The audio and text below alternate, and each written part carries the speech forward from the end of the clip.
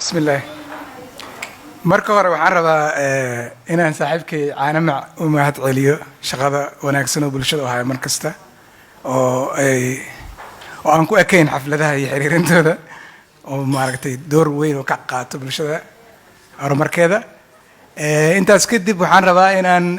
bulshada Soomaaliyeed ee magaalada Cape Town ku nool madaxdeeda oo iskugu jirta culimadii aqoonyahaankii ardadii hooyooyinka gabdhihii dhammaan aan rabo inaan ku salaamo salaanta islaamka assalaamu calaykum waraxmatullahi wabarakaatuhu. salaan kadibna uga mahad celiyo siday markasta wanaag ugu taagan yihiin oo caawana ay tan ugu hordhiso. mowduuc muhiim ah la ii dhiibay runtii taariikhyan maahay laakiin taariikhda waa si fiican oo la socon jiray yaraanteedii ilaa hadda wixii Soomaalida taariikhdeeda ka qoranna oon badnaynna waan akhri jiray odayaashana waa la sheekaysan jiray. marka intaas wixii aan ka maqli jiray ama ka ogahay oo maalintaani taariikhdeeda la xiriiraan soo kooba waa arrin aad u dheer oo buwaag badan haddii lagu qori tago xataa aan waqti dheer qaadan karto la dhammayn karin laakiin waa soo koobaya insha allah. laakiin waxaan rabaa intaan 26 lafteeda aan ka hadlin juunka aan ka hadlin waxaan rabaa inaan dib yar noo qaado oo aan ka soo bilaabo taariikhda gumaysiga horta. maxaa 26 juun waxaan wada ognahay inay tahay maalin gumaysade la iska xureeyay ma garatay. marka waxaan rabaa wax yar inaan gumaysigaas aan meel ka soo bilaaban rabaa. waxaan rabaa inaan ka bilaabo taariikhda la wada yaqaano ee ah in sanadkii 1884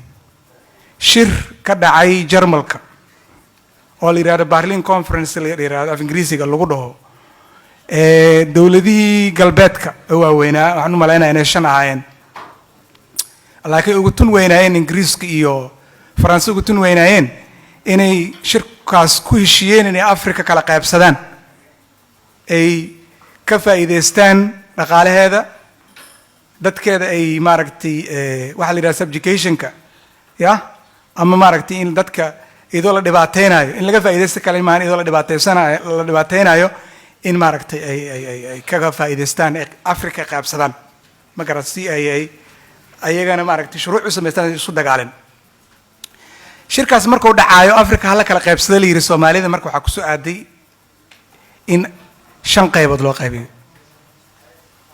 calankan hadda 5 geesle ama 5 Soomaali ama qashan ya waa meesha lagu fahmi doono waa ay ku abtirsan doonto.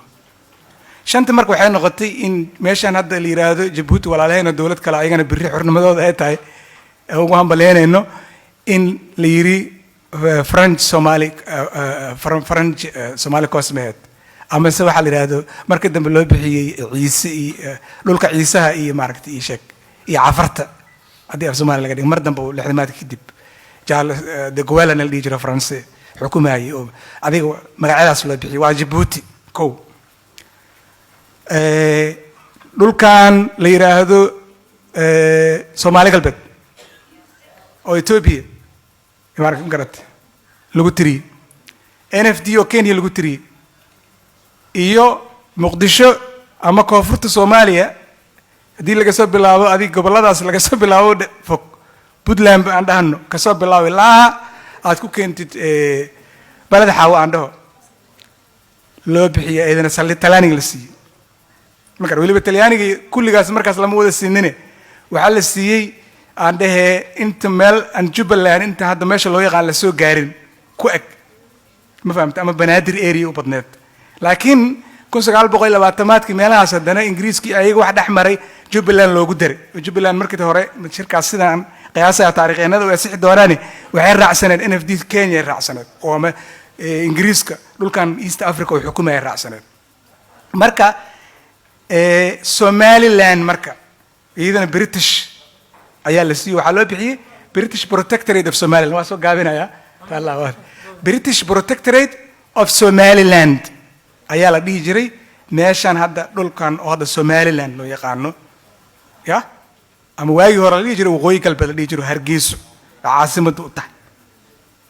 26 Juun aan joognaa Soomaaliya marka aan ayadu u imaano marka 26 Juun waxay tahay marka dhulkaas oo la dhihi jiray British Protectorate of Somaliland la dhihi jiray waa maalinta ay Ingiriiskaas ayaga qaybtaas xukuumay iska xureeyeen waay ma garat ومالنكاس وإيجوميسيجاس إسكا قادين واي مكرت يا marka taariikh dheer ah meeshan ku jirto oo halgan dheer oo la galay ku jiro dagaalkii waxa jiro maxamed cabdulla xasan kuwa koonfurta laga galay oo biimaalkii nimanka la dhigi jiray iyo reer banaadirigi iyo ay galeena ku jira waxa ku jira kii dambe oo 40s 1940s ka soo bilaa dagaalkii labaad adduunka dib bilowday SNL urur la dhigi jiray ka jiray waqooyi galbeed anaga SYL koonfurta moogtay ama dhulka Soomaaliya sida badan laga wada yaqaan laakiin ayaga SNL ay isticmaaleen urur la yiraahdo waa jiray oo ka shaqeeyeen marka waxaan rabaa dagaalkaas dheer oo la galay ay ku guuleysteen inay iska qaadaan 26 Juun hadal waxa jira ninkii hogaaminaya ayaga oo maxamed xaaji ibrahim cigaali dhijir la unaxariiso wada taqaanaan oo xilal badan Soomaaliya ka soo qabto ra'iisul wasaare ka mid yahay caawa ra'iisul wasaareen aan rajeynaa inuu asna taariikhdaas wax badan ka faa'iidi doono ka baran doono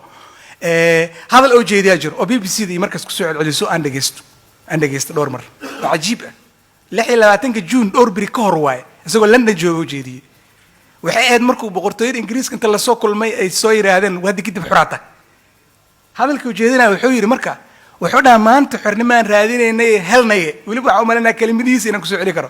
ama u dhawaa helnay maanta adduunyada waxayna eegaysaa xornimadaas waxaan ku sameeyno iyo wixii aan qabsanayna eegaysaa u dhahay iyo halka la tigi doono ma garad wanin hadal kulula ah magta Ilaahay naxariista aftahan u aha su'aashii wali waa taagan tahay meesha la geyn doono wixii dhaca taariikhdana waa la ogyahay marka taariikhdaas markay dhacday nimanka walaalaheena aniga hadda waqooyiga aniga waxaan rabaa inaan fasiro fikirkayga ku cabiro walaalaha reer waqooyiga 26 Juun markay heleen 5 maalmood koonfurta ka hore ee kooda luuliye inta kala heleen ama saddexdii kale wali waa naga maqan yihiin mid maaragtay koonfurta Soomaaliya hadda loo yaqaano heleen ayaga marka maxaa dhacay ayaga intay dal kala noqon lahaayeen Afrika dalalka Afrika oo taqaanaan oo dhan inta governor Ingiriis oo heestay ama Talyaani ama Faransiis oo ka tagay oo dal noqday waay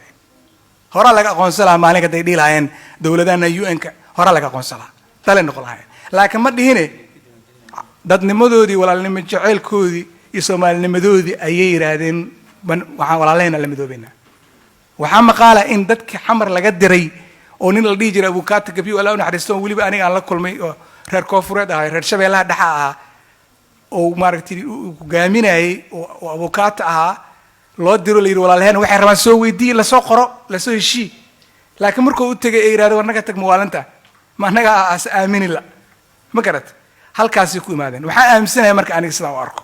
walaalahayna waxay noogu imaadeen inay naga helin dadna reer Koonfureedka aniga sidaas ay la tahay lixdanka markay imaadeen maxamed xaaji ibrahim cigaalo madaxweyne noqon lahaa dalka kaas ka noqon lahaa hadduu yimid wasiirka gaashaandhigga inuu noqdo igu maqaala ama taariikhda qoranba oo sax ah ma garad madaxweyne ma noqon ra'iisul wasaare ma noqon gudoomiye baarlamaan ma noqon ma garad wasiir ah kadib doorasho dheer kadib 67 iyo noqdaan inta markan afgambiga dhac marka taariikhdu waa dheer tahay heesugaantana waa lagu cabiraa